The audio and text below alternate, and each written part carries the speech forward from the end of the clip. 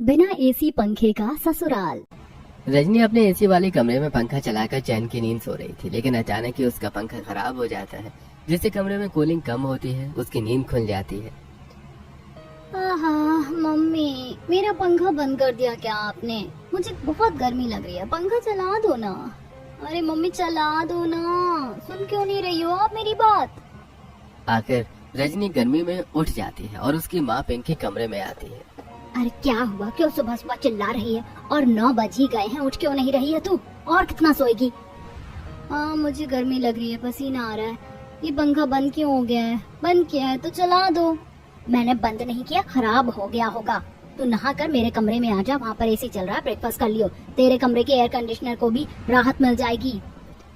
हाँ mummy, single AC से मेरा काम नहीं चलेगा, वैसे भी आपको तो पता है मेरे से गर्मी बर्दाश्त नहीं होती। एसी पंखा दोनों एक साथ चाहिए।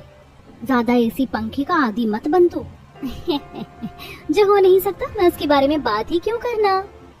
रजनी की माँ पिंकी एसी बंद करके चली जाती है और रजनी नहाकर अपनी माँ के कमरे में आ जाती है। ब्रेकफास्ट करके वापस सो जाती है। कमरे में एसी का टेम्परेचर 16 पर था। जैसे पिता बाहर से वॉक करके कमरे में आते हैं तो कांपने लगता है। अरे मरी मैया, कितनी ठंड हो रही है कमरे में। अरे कमरे को ही फ्रिज बना दिया पिंकी तुमने। 16 पर क्यों टेम्परेचर सेट कर रखा है? ज्यादा ही गर्मी लग रही है तुम्हें। मुझे नहीं, तुम्हारी बेटी को ही ज्यादा गर्मी लग रही है। उसे बोलो मेरे को तो ठंड लग रही है, इसीलिए चद्दर में लिपटी पड़ी हूँ। रजनी क्या है ये सब? नॉर्मल 24 या 20 पर रखा करो, इससे ज्यादा कम टेम्परेचर मत किया करो। और ऊपर से फैन भी चला रखा है। कितनी गर्मी है, टेम्परेचर से बाहर वाला आउटर ब्लास्ट भी हो सकता है। और तुम अपने कमरे में क्यों नहीं सो रही हो? ओहो पापा, आप एक सांस में कितने सवाल करते हो। अब क्या मुझे आपके कमरे के लिए भी परमिशन लेनी पड़ेगी क्या? मेरे कमरे का पंखा खराब हो गया, इसीलिए मैं यहाँ पर आ गई। वैसे भी मम्मी ने ही बुलाया था मुझे। लोग कर दिया एसी टेम्परेचर सेट। कुछ देर बाद रजनी तैयार होकर अपनी 2 फ्रेंड के पास जाती है, जहाँ उनके साथ वो कोकोनट वाटर पीती है। तब उसके पैसे से पैसे देते हुए आईडी कार्ड निकल जाता है। यह होता हुआ आदित्य उसे देख लेता है और कार्ड उठाकर देने जाता है, लेकिन वो आगे बढ़ जाती है। तब कार्ड पर नाम पढ़कर रजनी शेखावत जी। तब रजनी मुड़ती है और आदित्य उसे उसकी आईडी हैंड ओवर करता है। कब से आपको आवाज लगा रहा हूँ, लेकिन फिर मुझे आपका नाम देखकर आपको पुकारना पड़ा। आप जब नारियल पानी पी रही थी तभी आपके पर्स से पैसे देते टाइम गिर गया था। How sweet of you, thank you so much. आपने मेरा आधार कार्ड वाला आईडी बचा लिया, वरना मुझे इसके लिए बहुत पापड़ बेलने पड़ते। हाँ जी, कोई बात नहीं, ह्यूमैनिटी के नाते इट्स माय रिस्पॉन्सिबिलिटी। तानिया माया, मैं तुम दोनों से बाद में मिल लूंगी, पहले इनको शुक्रिया अदा कह दूं। Okay bye. तब रजनी की दोनों सहेलियां चली जाती हैं। एक्सक्यूज मी, आपको तो मेरी आईडी कार्ड पढ़कर नाम पता चल गया है, क्या मैं आपका नाम जान सकती हूँ? हाँ बिल्कुल, मेरा नाम आदित्य है। तो आदित्य, आपने मेरी हेल्प की, आपको एक थैंक यू कॉफी तो बनती है। चलिए कैफे चलते हैं। आप कहते हैं तो इतना तो मैं कर सकता हूँ, लेकिन बाहर बहुत धूप है। आप कहो तो मेरे ऑफिस में चलिए, पास में ही है। एक ही शर्त पर ये मौका भी आप छीन रहे हैं मुझसे, इसीलिए नेक्स्ट टाइम आपको मेरे साथ चलना ही होगा। हाँ ठीक है, पक्का पक्का। आदित्य 5 मिनट की दूरी के अपने ऑफिस ले जाता है, जहाँ बिना पंखा एसी का उसका रूम था। रजनी को थोड़ी देर में ही गर्मी लगने लगती है। आदित्य, आपको नहीं लगता कि यहाँ गर्मी हो रही है? फैन चला दीजिए। अरे रजनी, मेरे रूम में फैन नहीं है। कोई बात नहीं, आप एसी चला दीजिए। हाँ जी, मेरी केबिन में एसी भी नहीं है। मैं बिना पंखा एसी के रहता हूँ, क्योंकि नेचुरल हवा बेस्ट होती है। खिड़की बंद है, अभी खिड़की खोल देता हूँ। क्या आप इतनी गर्मी में बिना एसी पंखे के रहते हो?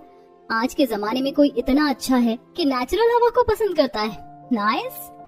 आदित्य केबिन की खिड़की खोल देता है, जहाँ से थोड़ी बहुत प्राकृतिक हवा आने लगती है, और आदित्य पियून से कहकर 2 चॉकलेट शेक मंगवाता है। रजनी चॉकलेट शेक पीती है, लेकिन उसे अभी भी गर्मी लगती है। और बताओ आदित्य, किस चीज का काम करते हैं आप यहाँ? जी, प्रिंटिंग का काम है मेरा। आपको तो अभी भी बहुत पसीना आ रहा है। कोई बात नहीं, मैं वेटिंग रूम में एसी लगवा रखा है, आप वहाँ बैठ जाइए। चॉकलेट शेक पीने के लिए तो मैं तो एसी पंखे से बचता हूँ। लेकिन क्यों? मुझे समझ नहीं आया, आज के टाइम में एसी पंखा कितना जरूरी है। मुझसे तो 1 मिनट भी नहीं रहा जाता। आप इतनी गर्मी कैसे बर्दाश्त करते हैं? अरे आप हंसेंगे, लेकिन मैं बता देता हूँ, मैं बचपन से ही बिना एसी पंखे के रहा हूँ। मुझे आदत नहीं है, हमारे घर के सारे लोग एसी ही हैं। और फिर एसी पंखे में रहने से जब एकदम से बाहर गर्मी में निकलो तो सर्द गर्म हो जाता है। इसलिए मैं ये सब चीज अवॉइड करता हूँ फॉर हेल्दी बॉडी। सुनकर काफी इंटरेस्टिंग लगा कि आप ऐसे रह लेते हैं। Thanks for coffee. मेरी टर्न अभी रहती है, इसलिए मैं कल आऊंगी यहीं।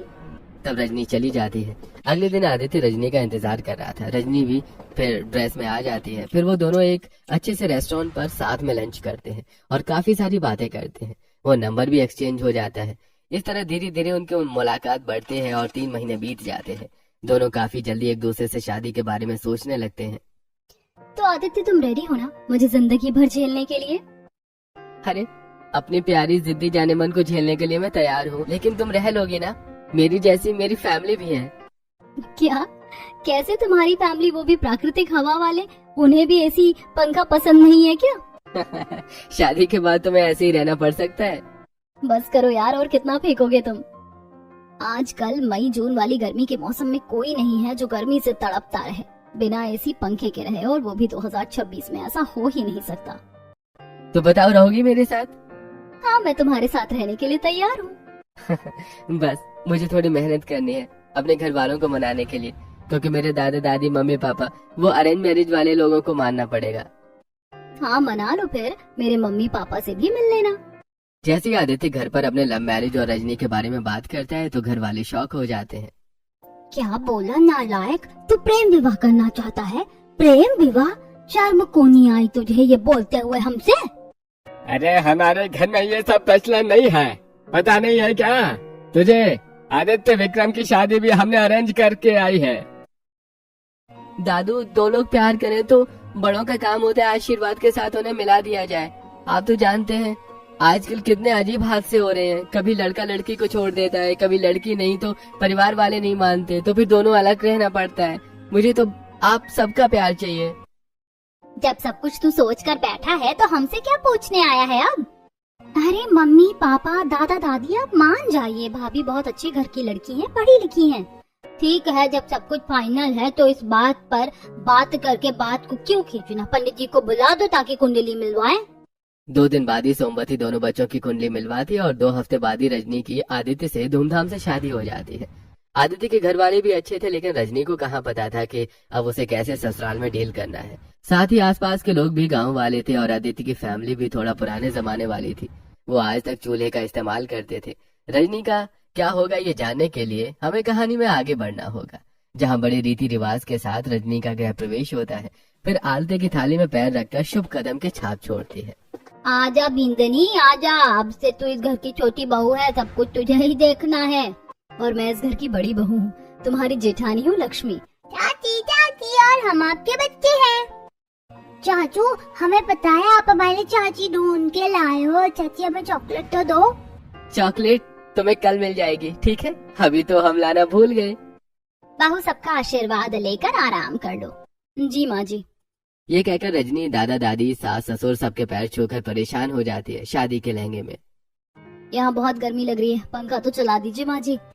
हाँ, तो अपने कमरे में चली जाना, आराम कर। वैसे भी ऐसे कपड़ों में गहनों में गर्मी तो लगती ही है, बदल ले। आदित्य जैसे अपने कमरे में रजनी को ले जाता है, उन लोगों की तरह आसपास एसी पंखा देखने लगती है, लेकिन उसे कोई बटन कोई पंखा एसी नहीं देखता। पसीने से भी वो इरिटेट होकर बोलती है, आदित्य मुझे बहुत इरिटेशन हो रही है, गर्मी लग रही है, एसी पंखा ऑन करो ना। अरे रजनी, मजाक मत करो। शादी होने से पहले ही मैंने तुम्हें बताया था मुझे नेचुरल हवा पसंद है, इसलिए हम बाहर पार्क में घूमने जाते थे और मेरे कमरे में एसी पंखा नहीं है। ओके फाइन, घर के किसी कोने में तो कोई एसी कूलर पंखा होगा, मुझे वहाँ ले चलो यार। रजनी, मैं मजाक के मूड में बिल्कुल नहीं हूँ। मैं तुम्हें सीरियसली सब कुछ बता रखा है कि मैं जैसा हूँ बचपन से हूँ और मेरी फैमिली भी ऐसी है। मेरे घर में कहीं पर भी एसी पंखा कूलर कुछ नहीं है। किसी को गर्मी लगती है तो वो साइड में टेबल पर हाथ पंखा रखा हुआ है, उससे अपनी हवा कर लो। Are you serious? मतलब सच्ची में तुम्हारा पूरा खानदान बिना एसी पंखे के नेचुरल हवा पर जीता है? इतनी गर्मी में तुम्हारे घर वालों को गर्मी नहीं लगती है क्या? सबको गर्मी लगती है, लेकिन सबने अपने अपने इंतजाम कर रखे हैं गर्मी के। लेकिन कोई भी बिजली से चलने वाला पंखा इस्तेमाल नहीं करते ताकि तबीयत खराब ना हो जाए। जनवरी तुम इस घर में डालने लगोगे तो मैं भी आदत हो जाएगी। मतलब जो बिना एसी पंखे के कभी नहीं रहता था, अब उसे यहाँ ऐसे रहना पड़ेगा। आई नो तुम्हारे लिए बहुत शॉकिंग है, लेकिन तुम फिलहाल अपने कपड़े चेंज कर लो और नहा लो, तुम्हें थोड़ा रिलीफ मिलेगा। और सो जाओ, थक गई होगी। आदित्य, कम से कम मेरी नींद उड़ाकर सोने की बात तो मत करो। फिर रजनी अपनी सारी झोली उतार कर नहाने चली जाती है और हल्की नाइटी पहनकर लेट जाती है, लेकिन गर्मी से परेशान होकर करवट बदलती रहती है। तब आदित्य हाथ पंखे से उसकी हवा करता है। थोड़ा ठीक लग रहा है तुम्हें या नहीं? अभी ठीक लग रहा है, लेकिन इस हाथ पंखे से तुम और मैं कब तक हवा करते रहेंगे? और यहाँ पर कौन सी नेचुरल हवा आ रही है आदित्य? मैं तुम्हारे लिए थोड़ा विंडो खोल देता हूँ। आदित्य कमरे की खिड़की खोल देता है, जिससे हल्की हवा आती है, लेकिन फिर गर्मी लगने लगती है। आदित्य पंखा करते करते सो जाता है और इतनी गर्मी में परेशान होकर कुछ देर जागती है, फिर वो भी सो जाती है। सुबह 6 बजे दादी कमरे पर दस्तक देती हैं। अरे ओ बहुरिया, तेरी आज पहली रसोई है, उठ जा। हाय दादी जी, 10 मिनट दीजिए। एक तो गर्मी से परेशान रही, नींद भी पूरी नहीं हुई और उठा भी दिया। सच में मैंने इस बात को मजाक में नहीं लिया होता तो आज मैं यहाँ नहीं होती। रजनी नहाने के बाद नई नवेली बहू की तरह नेट वाली सुंदर साड़ी पहनकर सुबह सुबह सब लोगों के पैर छूती है। फिर दादी सास और सास उसे रसोई में ले जाते हैं, जहाँ बहू गैस को ढूंढती है। थोड़े पुराने जमाने जैसी रसोई है माँ जी, रेनोवेशन नहीं करवाया?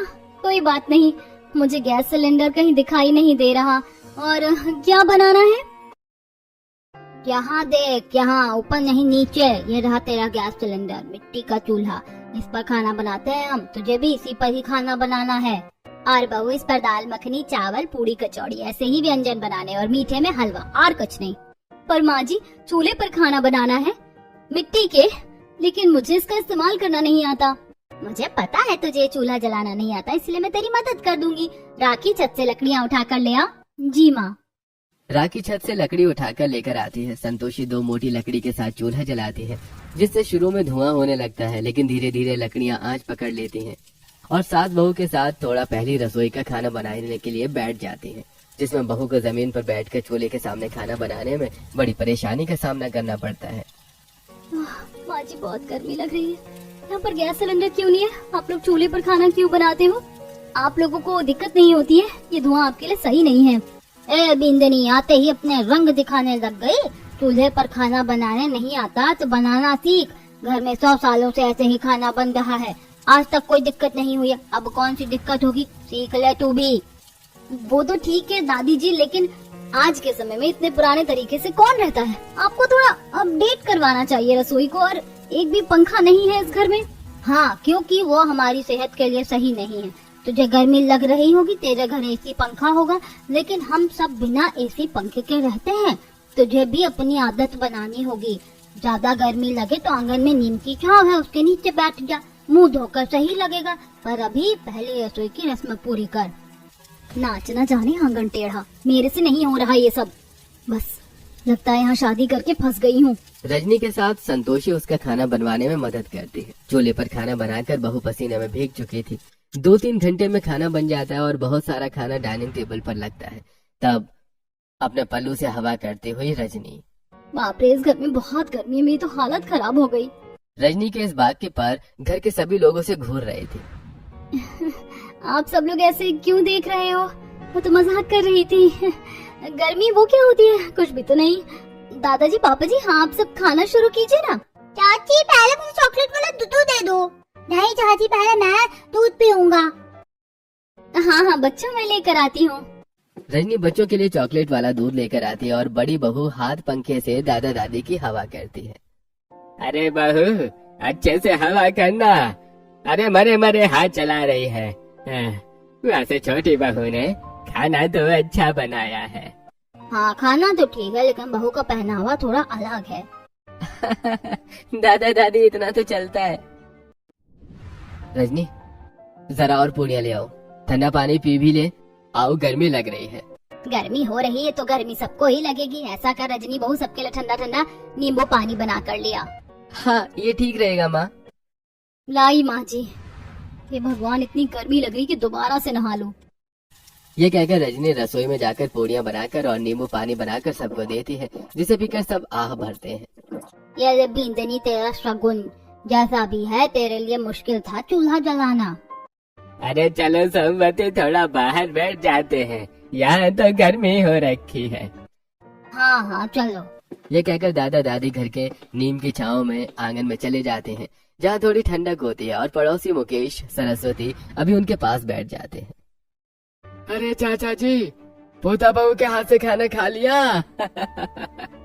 अरे हाँ, अभी बहू के हाथ से खाना खा कर आ रहे हैं। बहू ने नींबू पानी भी बनाया है। सही है चाचा जी, और घर में सब बढ़िया चाची जी? बहुओं को गर्मी नहीं लग रही है? लग भी रही है तो हमने बहू को बोला है यहाँ आ जाएगी हमारे साथ। अब तो इस घर की बहू है, जैसे हम सब रहते हैं वैसे उसे रहना पड़ेगा। बिल्कुल सही कहा चाची आपने, थोड़ी परेशानी होती है हमें गर्मी से, लेकिन एसी कूलर लगाने से तो बढ़िया है कि हम स्वस्थ रहते हैं। वही तो, लेकिन आजकल के बच्चे समझते कहाँ है, इनको तो बस गर्मी मिटाने के लिए एसी कूलर चाहिए। मेरी पोता बहू को बहुत याद आता है इसकी, लेकिन धीरे धीरे बन जाएगी। बेचारी का आज पहला दिन ही तो है। हाँ चाची, थोड़ा वक्त तो लगेगा बहुरिया को। वहीं रजनी खाना खाकर अंदर हाथ पंखे से हवा कर रही होती है। हद हो गई है, साथ पंखे से तो मुझे कोई आराम नहीं मिल रहा, क्या करूँ मैं। अरे हाँ, मेरे पर्स में भी मिनी फैन भी है, उसको चलाती हूँ। रजनी अपने कमरे में मिनी फैन को चलाती है, जिससे उसके थोड़े बहुत बाल उड़ने लगते हैं। उसे रिलैक्स फील होता है। वाह, ऐसे तो अच्छा लग रहा है, लेकिन ससुराल में पहला दिन कितना डिफिकल्ट है। मैं हमेशा कैसे रहूंगी? सर्दियों में तो इनको एसी पंखे की याद भी नहीं आती होगी, और गर्मी में ऐसे। कुछ देर बाद दोपहर में वो सब खाना खाते हैं और सास ससुर हाथ पंखा चलाकर टीवी देखते हैं। तब सास का हाथ थक जाता है तो छोटे बच्चों से दोनों अपनी हवा करवाते हैं। और तेज करूँ बड़ी दादी हवा, और तेज करूँ?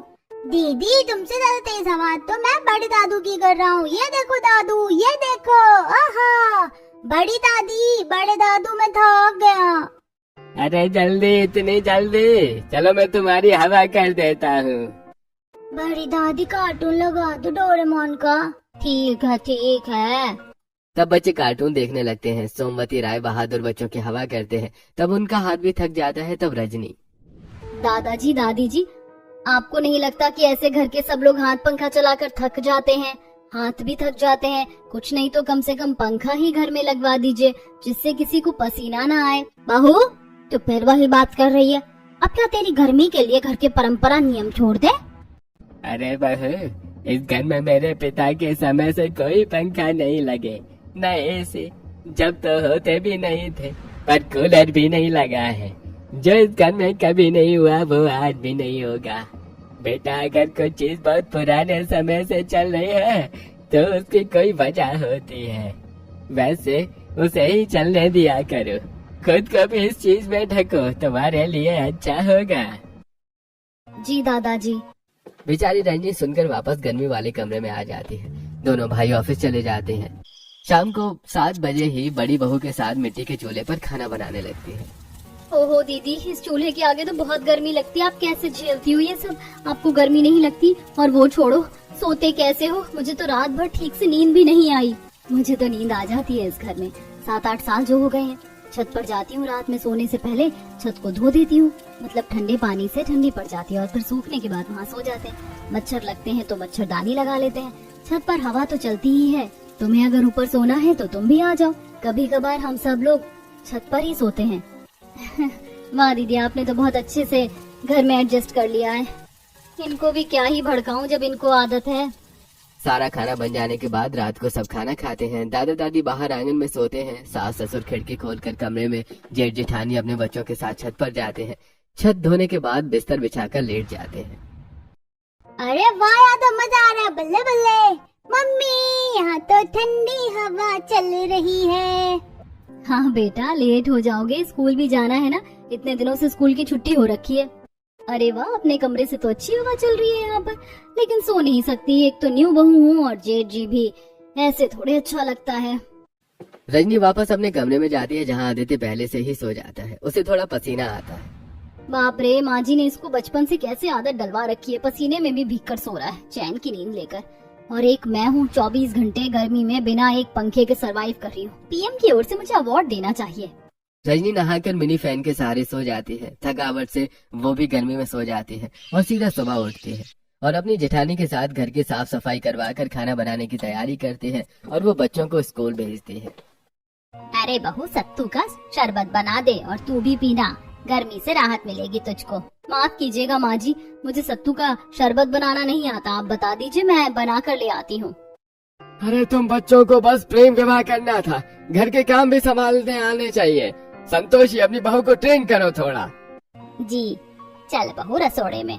यह कहकर संतोषी रजनी को रसोई में ले जाती है, जहाँ सत्तू के पाउडर में भुना जीरा पाउडर, धनिया, प्याज, काला नमक इत्यादि डलवाकर घड़ी का ठंडा पानी बिलोनी से चलवाती है।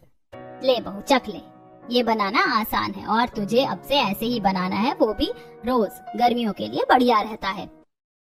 हाँ जी माँ जी।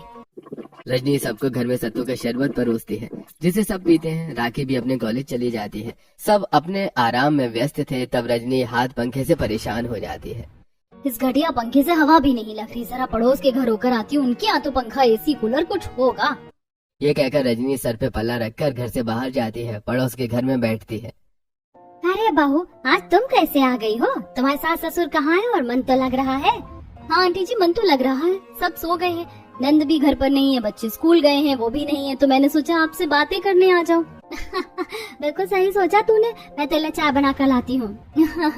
अरे नहीं, इतनी गर्मी में चाय नहीं, वैसे भी मैं अभी सत्तू का शरबत पी कर आई हूँ। आंटी जी, आपके घर पर कुछ है नहीं?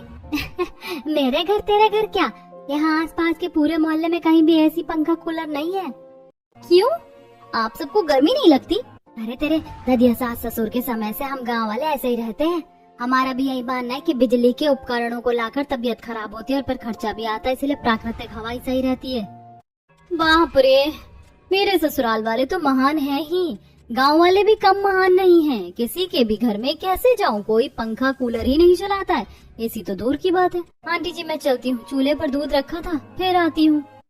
ऐसा कहकर रजनी निकल जाती है। 2 घंटे बाद बच्चे भी स्कूल से आ जाते हैं।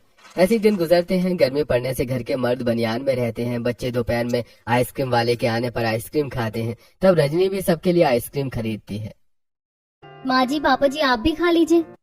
अरे बहू, इतनी गर्मी में इतनी ठंडी चीज खाने से तबीयत खराब हो जाती है। कोई नुकसान नहीं होगा पापा जी, खा लीजिए। हाँ पापा, इतना तो चलता है। सब लोग आइसक्रीम का आनंद उठाते हैं। जैसे जैसे गर्मी बढ़ रही थी, रजनी की बिना पंख एसी के बिना रहने के लिए बाहर ग्रोसरी से जाकर ठंडा ठंडा फल, तरबूज, खरबूज, चीकू, अंगूर, आम इत्यादि लेकर आती है। घर में उसका जूस बनाकर सबको देती है। कभी ठंडा रहेगा शरबत तो कभी रूह अफ़ज़ा पिलाती है और खुद दिन में 2-3 बार नहा लेती है। जब गर्मी बर्दाश्त नहीं होती तो अपने पति से झगड़ लेती है।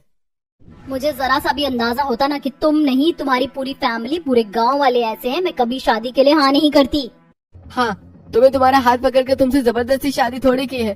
तुम ही मेरे पास आई थी, मैंने तुम्हें अपना सब कुछ सच बताया। अब तुम्हें ही मेरी बात को मजाक में लेना था तो मैं इसमें क्या करूँ? मुझे प्यार हो गया था, इसीलिए मैंने तुमसे शादी की थी, लेकिन मुझे ये नहीं पता था कि तुम सब लोग मुझे अपनी तरह बनाओगे। थोड़ा तो तुम्हें मेरे बारे में सोचना चाहिए ना, कि जो इंसान कभी ऐसे रहा नहीं है उसे ऐसे नहीं रखना चाहिए। अरे यार माफ करो, वैसे ही गर्मी की वजह से दिमाग खराब है। हाँ, तो जाओ फ्रिज में बैठ जाओ। ये कहकर दोनों कमरे में निकल जाते हैं। आदित्य भाई सोडा पीने चला जाता है और रजनी रसोई में काम करने चली जाती है, जहाँ दोनों बच्चे फ्रिज खोलकर ठंडी ठंडी हवा ले रहे थे। अरे गोलू, फ्रिज खोलकर मजा आ रहा है ना ठंडी ठंडी हवा खाकर? हाँ, ऐसे बहुत मजा आ रहा है दीदी। आइडिया, मैं मॉल चली जाती हूँ, वहाँ तो एसी ऑन रहता है, थोड़ा आराम मिलेगा। राखी, तुम मेरे साथ शॉपिंग करने चल रही हो? अभी जाना है भाभी, बाहर कितनी तेज धूप हो रही है, शाम को चलते हैं। अरे नहीं, अभी चलते हैं, शाम को खाना भी तो बनाना है। ठीक है भाभी, मैं अभी माँ को बता कर आती हूँ। राखी संतोषी से शॉपिंग मॉल का जाने का पूछता है, जिस पर वो ऐतराज दिखाती है, फिर भेज देती है। वहाँ पहुँचते ही रजनी डोसा खाते हुए एसी का मजा लेती है।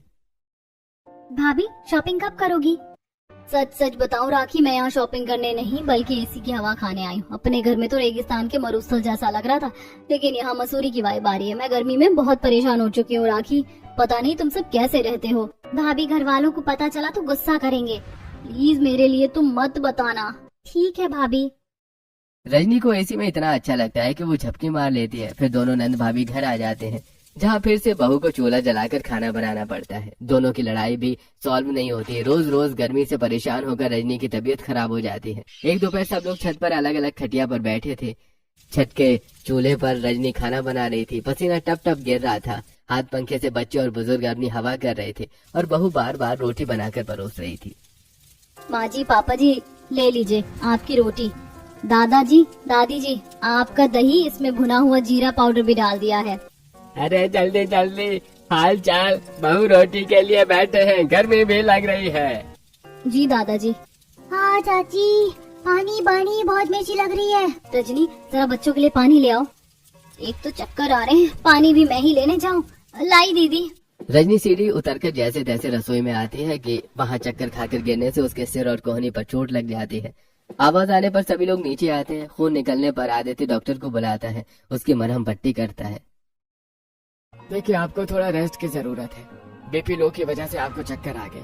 थोड़ा ठंडा खाइए पीजिए, वरना गर्मी में बहुत तबीयत खराब हो जाती है। डॉक्टर आप चिंता मत कीजिए, हम इनका ख्याल रखेंगे। सर पर हाथ में चोट लग गई बिंदनी, अब तो तू घर का काम नहीं कर सकती, तू आराम कर। दादी माँ, आप दोनों को बुरा न लगे तो रजनी को कुछ दिनों के आराम के लिए उसके मायके भेज दीजिए। वैसे भी वो पग फेरे की रस्म पर भी नहीं गई। हाँ बेटा भेज दे। तभी आदित्य शाम को अपनी पत्नी को टैक्सी से उसके मायके जाता है, जहाँ अपनी बेटी को ऐसी हालत में देखकर पिंकी परेशान हो जाती है। ये तुमने अपनी क्या हालत बना ली है? दामाद जी मेरी बेटी को पहली बार मायके लेकर आए हो और ऐसी लाए हो, कहीं आपने कुछ? अरे नहीं नहीं माँ, ऐसी कोई बात नहीं है। नमस्ते माँ जी, खाना बना रही थी तो चक्कर खाकर गिर गई और चोट लग गई। इससे अच्छे से आराम मिल जाए इसलिए आपके पास लेकर आया हूँ। ठीक है बेटा।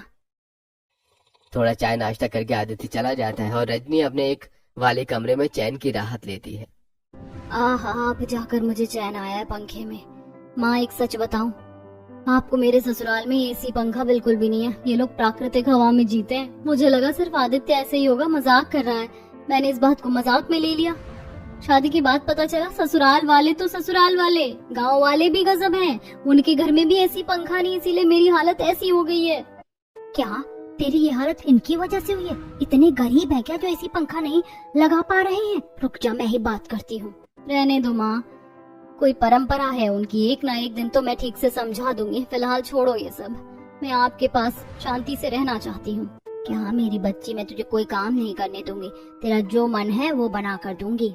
तब पिंकी अपनी बेटी को अच्छे अच्छे ठंडी चीज बनाकर खिलाता है, उसका ख्याल रखती है। हफ्ता भर बीतता है, वहीं ससुराल में जेठानी घर संभाल रही होती है। 2 दिन बाद आदित्य उससे लेने आता है। रजनी भी ठीक हो जाती है। घर पर खाना खिलाते समय सबको प्यार से समझाती है।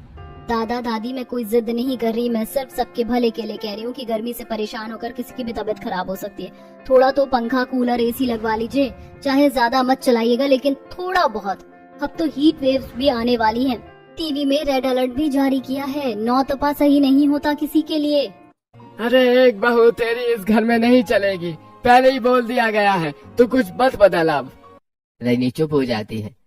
अगले दिन भीषण गर्मी 45 डिग्री सेल्सियस प्लस में दादी रसोई के काम करते करते अचानक चक्कर खाकर गिर जाती है। पूरा घर हिल जाता है। माँ जी आपको क्या हुआ? कोई डॉक्टर को जल्दी बुलाओ। 10 मिनट बाद ही डॉक्टर आते हैं और उनका चेकअप करके साफ कहते हैं, देखिए, इनकी उम्र में इतनी गर्मी जानलेवा हो सकती है। इन्हें ठंडी हवा की जरूरत है, वरना अगली बार संभालना मुश्किल होगा। अभी भी आप लोगों ने कोई पंखा कूलर नहीं चला रखा है, चला दीजिए, मुझे भी गर्मी लग रही है, मैं बाहर से आया हूँ। माफ कीजिएगा डॉक्टर साहब, हमारे घर में एक भी कूलर पंखा नहीं है, सब प्राकृतिक हवा में रहते हैं।